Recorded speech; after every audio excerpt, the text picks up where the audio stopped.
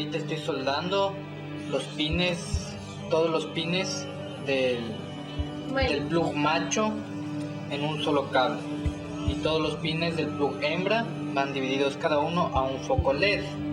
Por lo tanto, de ahí van a ver cómo ya me sale más despuesito.